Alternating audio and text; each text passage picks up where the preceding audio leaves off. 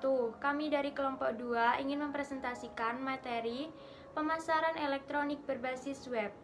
Nama kelompok yang pertama ada Indah Wahyu Umami, yang kedua Hidayatul Fauzia, yang ketiga Anissa Belarista, yang keempat Elin Nurvina, dan yang kelima Ayunda Mahabakasi. Saya Indah Wahyu Umami, NIM 190301006. Yang pertama akan menjelaskan ruang lingkup pemasaran. Ruang lingkup pemasaran. Pemasaran menurut Philip Kotler adalah suatu proses sosial dan manajerial di mana seseorang atau kelompok memperoleh apa yang mereka butuhkan dan inginkan melalui penciptaan dan pertukaran produk atau nilai. Untuk saat ini, pemasaran tidak hanya dilakukan dengan cara memasang iklan di media massa seperti televisi atau radio, ataupun di media cetak seperti koran, majalah, atau sebagainya. Sesuai dengan perkembangan teknologi yaitu internet, pengusaha juga memanfaatkan teknologi baru tersebut sebagai media pemasaran yang baru. Biasa disebut dengan pemasaran internet atau online. Namun, seiring dengan perkembangan zaman, aktivitas pemasaran bukan lagi sekedar beruang lingkup di bidang bisnis saja, tetapi jangkauannya telah melebar ke berbagai definisi yang lain. Pemasaran tidak lagi digunakan bisnis saja, akan tetapi bisa digunakan di dalam organisasi sosial, kemasyarakatan, atau departemen pemerintah juga menggunakannya. Jadi, pemasaran tidak terbatas dalam dunia bisnis saja, akan tetapi mempunyai makna kemasyarakatan yang luas. Berikut beberapa jenis wujud para pelaku pemasaran dalam usaha melaksanakan pemasaran. Yang pertama ada organisasi. Pemasaran organisasi ditujukan untuk menaikkan nama dan citra organisasinya di mata masyarakat umum. Organisasi juga bertanggung jawab pada perencanaan, perdagangan, periklanan, riset, pemasaran, analisis, dan pengawasan penjualan, serta penjadwalan produksi dan distribusi. Yang kedua ada pasar. Pasar adalah orang-orang yang mempunyai keinginan untuk puas, uang untuk berbelanja, dan kemauan untuk membelanjakannya, atau suatu tempat yang dianggap mempunyai nilai jual yang tinggi akan berusaha untuk membesarkan tempatnya. Misalnya, suatu kota yang memiliki bangunan bersejarah. Pasar dikelompokkan menjadi 4. Yang pertama ada pasar konsumen, yaitu sekelompok pembeli yang membeli barang untuk dikonsumsi dan barang yang dibeli adalah barang konsumsi. Yang kedua ada pasar industri. Pasar industri adalah pasar yang terdiri atas individu, lembaga yang membeli barang untuk dipakai lagi baik secara langsung maupun tidak langsung. Barang yang dibeli adalah seperti barang industri. Yang ketiga ada pasar penjual. Pasar penjual adalah suatu pasar yang terdiri atas individu dan organisasi yang membeli barang dengan maksud dijual atau disewakan lagi agar mendapatkan laba. Yang keempat ada pasar pemerintah. Pasar pemerintah adalah pasar di mana terdapat dalam lembaga pemerintah seperti departemen, direktorat, dan kantor dinas. Yang ketiga ada produk. Produk yang dimaksud di sini adalah semua barang dan jasa yang dihasilkan atau diproduksi oleh suatu perusahaan dan kemudian dipasarkannya. Yang keempat ada saluran distribusi. Saluran yang digunakan produsen untuk menyalurkan barang tersebut dari produsen sampai ke konsumen atau pemakai industri. Yang kelima ada penentuan harga. Ada 2 pendekatan pokok dalam penentuan harga jual, yaitu pendekatan biaya dan pendekatan pasar atau persaingan. Yang keenam ada promosi dan periklanan. Promosi adalah upaya atau cara untuk memberitahukan atau menawarkan produk atau jasa dengan tujuan menarik calon konsumen untuk membeli atau mengkonsumsinya. Sedangkan iklan adalah segala bentuk pesan promosi benda seperti barang, jasa, tempat usaha, dan ide yang disampaikan melalui media dengan biaya sponsor yang ditujukan kepada sebagian besar masyarakat. Dengan adanya promosi dan iklan, produsen atau distributor mengharapkan adanya kenaikan penjualan. Selanjutnya ada sifat lingkup pemasaran. Pemasaran bersifat meresap karena berlaku untuk semua organisasi. Ini berlaku tidak hanya untuk organisasi bisnis, tetapi juga untuk organisasi seperti organisasi pendidikan, medis, pemerintah, non-pemerintah, sosial, agama, dan budaya. Semua organisasi memasarkan produk dan layanan mereka untuk mencapai tujuan mereka dan memastikan keberlangsungan hidup dan pertumbuhan mereka. Misalnya, lembaga pendidikan adalah program pemasaran pengetahuan, pengembangan karakter, dan pengembangan menyeluruh.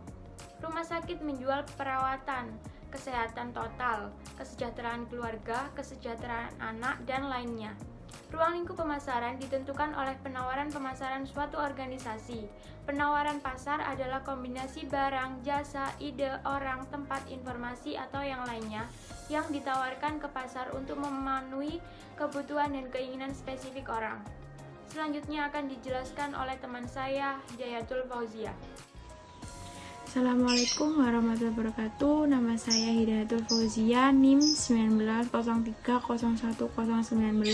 Saya akan melanjutkan presentasi dari teman saya Indah Wahyu Umami pada slide ke-5 sampai slide ke-8.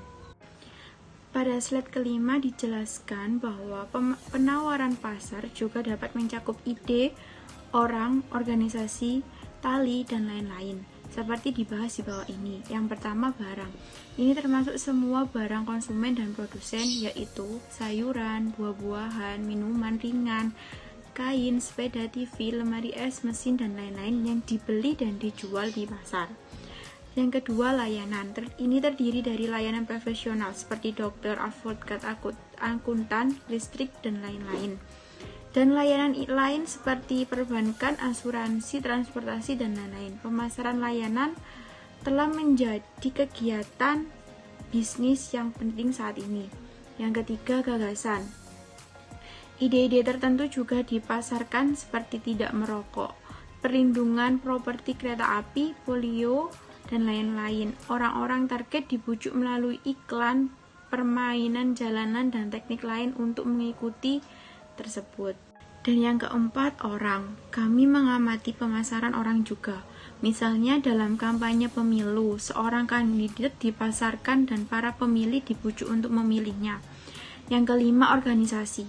Banyak organisasi termasuk sosial, politik, agama, pendidikan, dan lain-lain memasarkan diri untuk membangun reputasi mereka dan membuat orang sadar tentang kegiatan mereka. Yang keenam, tempat. Pemasaran tempat juga merupakan fitur umum hari itu. Agen perjalanan dan wisata mendorong orang untuk mengunjungi berbagai resort wisata dan kesehatan, seperti Kota Merah Muda Jaipur, Taj Mahal Agra, Kashmir Eropa, dan lain-lain. Ia juga dikenal sebagai pemasaran tujuan. Pada yang slide ke-7 dijelaskan, setelah strategi pemasaran ditetapkan, maka perusahaan diharapkan untuk menerapkan dan merencanakan rincian bauran pemasaran yang disebut marketing mix, merupakan kumpulan alat pemasaran taktis terkendali, produk, harga, tempat, dan promosi yang dipadukan perusahaan untuk menghasilkan respon yang diinginkan di pasar sasaran. Ada 4P yang ditawarkan pada pemasaran di internet. Yang pertama, produk. Kombinasi barang dan jasa yang ditawarkan perusahaan kepada pasar sasaran meliputi ragam, kualitas, desain, fitur, nama produk, dan kemasan. Yang kedua, harga atau price. Adalah sejumlah uang yang harus dibayarkan pelanggan untuk memperoleh produk, meliputi daftar harga, diskon, potongan harga, periode pembayaran, dan pembayaran kredit. Yang ketiga, tempat atau place. Kegiatan perusahaan yang membuat produk tersedia di pelanggan sasaran meliputi lokasi, saluran distribusi, persediaan, transportasi, dan logistik. Yang keempat, promosi atau promotion. Berarti aktivitas yang menyampaikan manfaat produk yang membujuk pelanggan membeli meliputi iklan dan promosi dan penjualan. Program pemasaran yang efektif harus dapat memadukan semua elemen bauran pemasaran ke dalam suatu program pemasaran terintegrasi yang dirancang untuk mencapai tujuan pemasaran perusahaan dengan menghantarkan nilai bagi konsumen. Pada slide ke-8 dijelaskan pentingnya strategi pemasaran 4P. Manfaat dalam strategi pemasaran 4P untuk meningkatkan kesuksesan produk. Yang pertama, menciptakan sinergi. Strategi pemasaran 4P, produk, harga, promosi, dan tempat, bila dikombinasikan dengan benar menciptakan koordinasi yang memberikan promosi yang tepat untuk produk. Yang kedua, loyalitas dan nilai merek. Karena pendekatan ini berfokus pada kebutuhan pelanggan dan kepuasan mereka, produk tersebut akan menghasilkan loyalitas dan brand awareness yang baik di mata konsumen. Yang ketiga, berfungsi untuk mendekatkan pelanggan. Fitur produk, harga, dan tempat berusaha untuk memperhitungkan harapan pelanggan. Aspek promosi memberikan kepada pelanggan apa yang ditawarkan perusahaan Anda, dan dengan demikian mempromosikan produk dengan lebih baik nantinya. Akan ada hubungan yang terjalin baik antara konsumen dan organisasi bisnis. Yang keempat, memungkinkan integrasi yang tepat. Perencanaan strategi pemasaran 4P membutuhkan pemikiran kritis dan persepsi. Jika dibawakan dengan benar, produk Anda akan menemukan ruang unik di benak pelanggan. Yang kelima, panduan dalam mengambil keputusan yang tepat. Saling ketergantungan dan sifat menyeluruh dari semua elemen di atas yang lain memandu Anda dalam mengambil keputusan. Misalnya, jika harga produk Anda tinggi, maka dalam aktivitas promosi Anda harus menargetkan pelanggan dengan demografi yang memiliki penghasilan tinggi, dan desain produk Anda yang harus berdasarkan kualitas, saluran distribusi dan lokasi, dan lain-lain juga akan dipandu oleh keputusan ini. Yang keenam, volume penjualan lebih tinggi. Hasil dari semua upaya yang tersebut adalah kepuasan pelanggan yang lebih tinggi dan pangsa pasar yang lebih besar, dan dipengaruhi dengan peningkatan penjualan produk. Perkenalkan, nama saya Nisa Balarista, NIM 190300138. Di sini saya akan menjelaskan contoh strategi pemasaran 4P. Antara lain, yang pertama yaitu P pertama adalah singkatan dari produk. Contohnya seperti produk ayam KFC akan menyertakan tampilan makanan. Ember merah mengilap dengan wajah Kolonel Sanders yang tersenyum. Kata-kata pada paket combo seperti friendship bucket atau triple treat. P kedua, strategi penetapan harga digunakan oleh perusahaan spot TV di Indonesia untuk mendapatkan penetrasi terbaik yang hampir menghapus semua kaset fisik. P ketiga yaitu promosi. Misalnya Coca-Cola memanfaatkan Piala Dunia 2010 dan lagu tema Kanaan sedemikian rupa sehingga Coca-Cola dan sepak bola semuanya menjadi identik.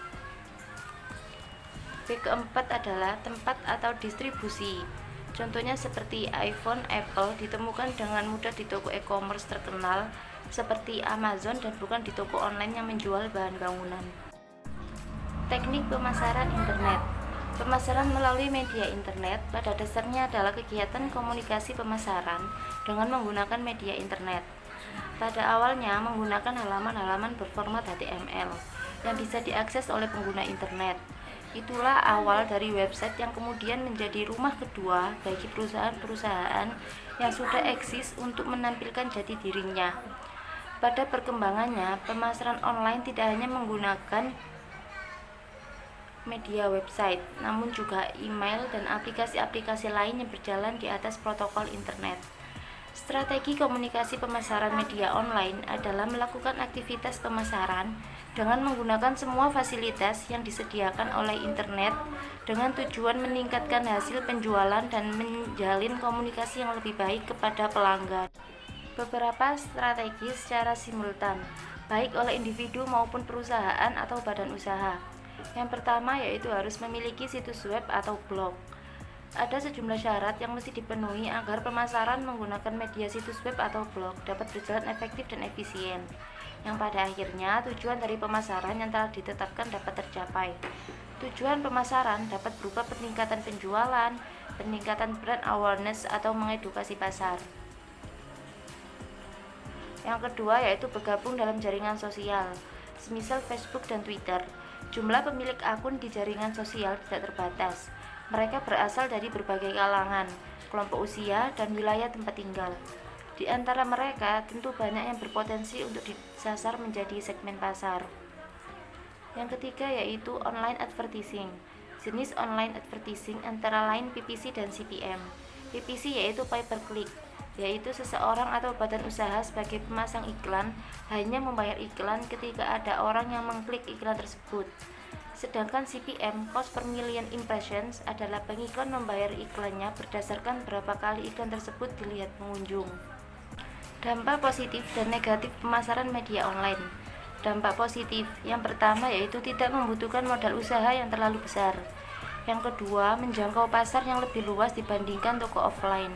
Yang ketiga yaitu biaya operasional yang cenderung lebih murah dibandingkan pemasaran lainnya. Yang keempat, waktu kerja pemasaran online yang tidak terbatas. Yang kelima, mudahnya pelayanan yang diberikan kepada para konsumen. Yang keenam, akan membuat industri lebih mudah berekspresi. Yang ketujuh, secara tidak langsung dapat mengedukasi konsumen. Sedangkan dampak negatif, yang pertama bagi konsumen, yaitu penipuan, tidak sesuai barang yang diharapkan. Yang ketiga, keterlambatan pengiriman. Yang keempat, kesulitan transaksi. Dan yang kelima, pelayanan buruk. Sedangkan bagi produsen, yaitu kehilangan segi finansial secara langsung karena kecurangan, pencurian informasi rahasia yang berharga, kehilangan kesempatan bisnis karena gangguan pelayanan, penggunaan akses ke sumber oleh pihak yang tidak berhak, kehilangan kepercayaan dari para konsumen, dan yang terakhir yaitu kerugian yang tidak terduga. Assalamualaikum warahmatullahi wabarakatuh. Saya Elin Nurvina, NIM 19,30101040. Di sini saya akan menjelaskan slide ke-13, yaitu keuntungan dan batasan internet marketing. Keuntungan internet marketing sendiri yaitu yang pertama, skalanya yang sangat luas. Mengukur jangkauan internet marketing tidak hanya berupa skala kota atau negara. Jangkauannya adalah global. Yang kedua adalah banyaknya informasi yang dapat disampaikan. Yang ketiga, konsumen memperoleh gambaran yang lebih baik tentang suatu perusahaan atau produk. Dan yang terakhir adalah lebih hemat biaya. Internet marketing juga memiliki batasan seperti privasi. Beberapa perusahaan menerapkan e-commerce, kadang membagi-bagi informasi yang seharusnya rahasia kepada perusahaan lain, sehingga membuat konsumen menjadi tidak nyaman. Yang kedua yaitu security. Maraknya kejahatan internet membuat orang was-was untuk menggunakan layanan internet marketing. Kejahatan seperti carding, sniffing, dan lainnya membuat orang-orang lebih memilih berinteraksi menggunakan metode konvensional. Pemasaran media sosial. 1. Pemasaran media sosial secara organik. Ada beberapa cara untuk melakukan tipe strategi pemasaran internet melalui media sosial. Di antaranya yaitu yang pertama, tempatkan brand sebagai otoritas di niche usaha Anda. Misalnya dengan terlibat dalam unggahan konten orang lain sambil berkontribusi membagi insight yang diarahkan ke halaman konten brand. Yang kedua, jika ingin konsumen loyal dengan brand Anda, maka brand pun harus menunjukkan loyalitasnya kepada konsumen. Misalnya dengan menerapkan konsumen yang menyebutkan brand Anda dalam unggahan media sosialnya yang sesuai dan nilai brand yang dipegang. Yang ketiga yaitu kekuatan media sosial adalah komunikasi yang bisa dialami dengan konsumen. Yang kedua, pemasaran media sosial berbayar.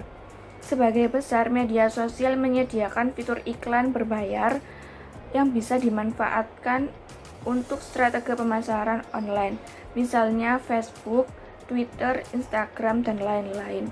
Untuk biaya, pada umumnya media sosial mengizinkan pengiklanan untuk menentukan dana yang ingin diinvestasikan. Kemudian media sosial tersebut yang akan mengelolanya untuk iklan yang ingin dipasang. Yang ketiga, pemasaran media melibatkan influencer. Influencer adalah individu-individu yang memiliki pengaruh dan pengikut yang banyak di dunia online. Menggunakan influencer untuk memasarkan brand maupun produk bisa cukup efektif dalam mendapatkan lebih banyak konsumen karena influencer memiliki kedekatan hubungan yang lebih dekat dengan pasar dibandingkan antara perusahaan dengan konsumen. Tetapi hal ini tentunya harus diikuti dengan kualitas produk. Karena produk yang kualitasnya buruk tidak hanya melukai brand Anda, namun juga reputasi dari influencer tersebut. Mekanisme periklanan online. Dengan menjamurnya penggunaan jaringan komputer, khususnya internet, tidak sedikit masyarakat di dunia ini merancang bisnis melalui dunia maya. Memang, berbisnis di internet tidak terlalu banyak mengeluarkan biaya, karena produk yang ditampilkan hanya berupa foto atau gambar. Jika ada pemesan yang memerlukan barang tersebut, setelah memesan, barang langsung dikirim ke pemesan. Berikut ini beberapa mekanisme periklanan online sebagai berikut. Yang pertama adalah pay-per-click. Jenis digital marketing ini di mana sebuah bisnis membayar setiap iklan mereka diklik. Cara kerja PPC bisa digambarkan dengan membeli visit atau kunjungan ke website dan bukan mendapatkan traffic website secara organik. Yang kedua adalah pay-per-impression. Pay-per-impression merupakan jenis pembayaran iklan yang dilakukan oleh pengiklanan kepada penyedia iklan. Ketika iklannya muncul pada media yang telah disediakan penyedia. Istilah yang cukup terkenal dari pay-per-impression ini adalah cost per mile atau CMP, yaitu biaya bayar yang diberikan setiap 1000 tayangan iklan.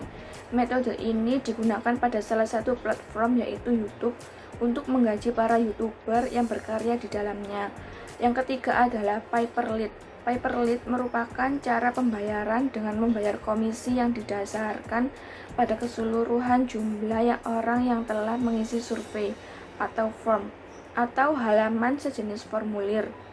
Cara ini biasanya dijalankan oleh pebisnis yang sedang melakukan riset pasar dan mendatangkan traffic ke website. Dan yang terakhir adalah pay-per-action. Pay-per-action adalah pihak yang mengiklankan produk. Mereka akan membayarkan iklannya setiap pengunjung memenuhi tindakan yang sesuai keinginannya, atau disebut juga cost per action. Contohnya yaitu mengiklankan akan membayar iklan setiap ada pengunjung yang membeli produknya untuk bergabung sebagai member atau menyebarkan link afiliasi. Assalamualaikum warahmatullahi wabarakatuh.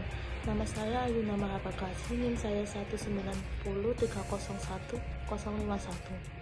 Di sini saya akan meneruskan penjelasan dari mekanisme periklanan online yang sebelumnya telah dijelaskan oleh Elin Nurfina. Yaitu yang kelima ada pay-per-read.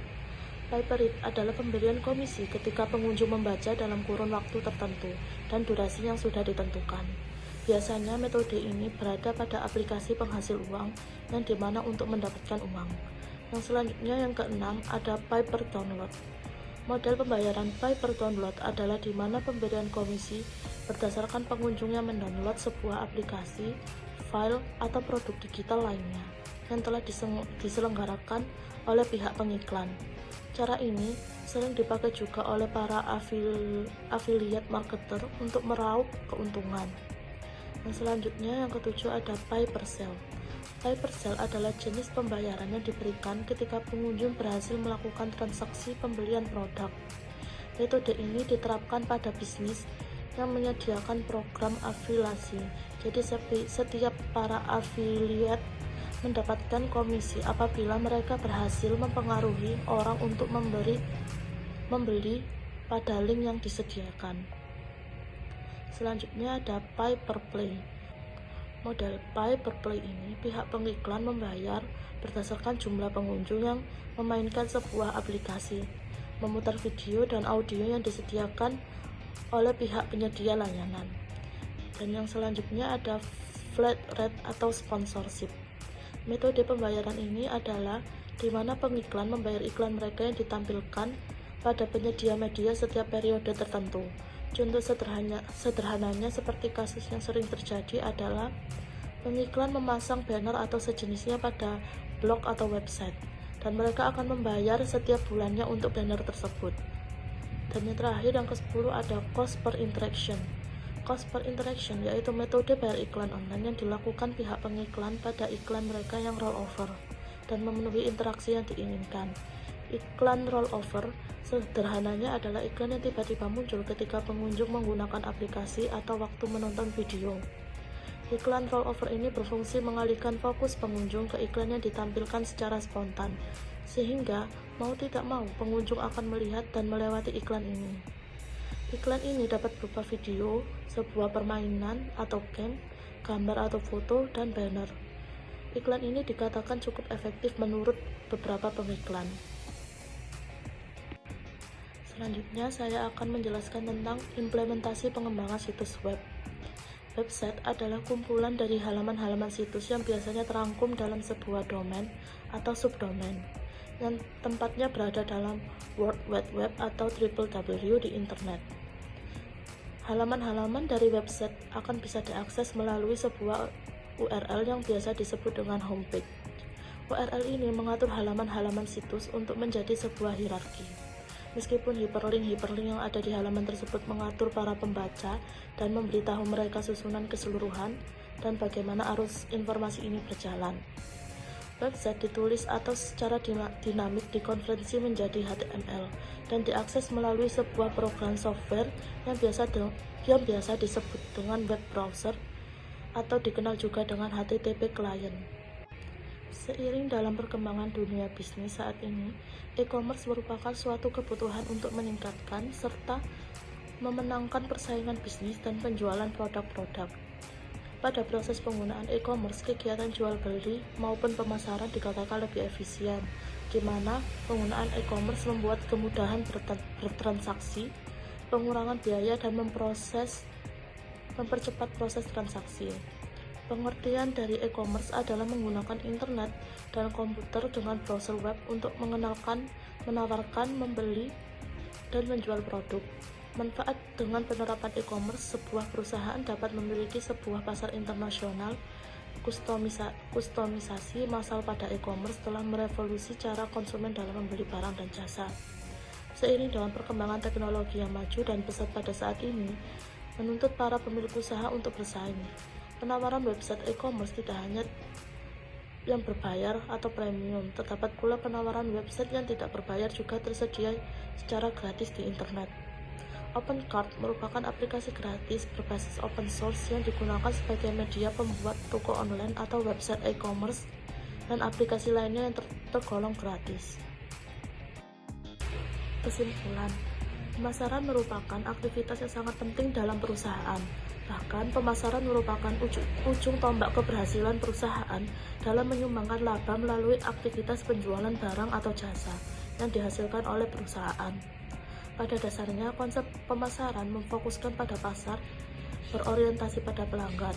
Usaha pemasaran yang terkoordinir yang ditujukan untuk menghasilkan kepuasan pelanggan sebagai kunci untuk mencapai tujuan organisasi atau tujuan dari perusahaan sendiri. Strategi komunikasi pemasaran media online adalah melakukan aktivitas pemasaran dengan menggunakan semua fasilitas yang disediakan oleh internet, dengan tujuan meningkatkan hasil penjualan dan menjalin komunikasi yang lebih baik kepada pelanggan. Pemasaran dengan internet pada dasarnya memiliki konsep yang sama, walaupun menggunakan sarana yang berbeda-beda. Oleh sebab itu, aktivitas pemasaran yang dilakukan tetap berpedoman pada market, produk website, traffic, dan kredibilitas. Masyarakat cukup mempunyai situs web sendiri atau blog yang memasang banner atau iklan baris di blognya. Ketika pengunjung mengklik iklan tersebut, pemilik blog mendapatkan bonus. Melihat perkembangan ini, dapat dipastikan beberapa tahun ke depan, sebagian besar masyarakat sudah memanfaatkan media online ini untuk berbelanja, bertransaksi, dan sebagainya. Sekian dari kelompok kami. Jika ada yang ditanyakan atau kurang dipahami, bisa ditanyakan pada forum yang telah disediakan. Terima kasih. Wassalamualaikum warahmatullahi wabarakatuh.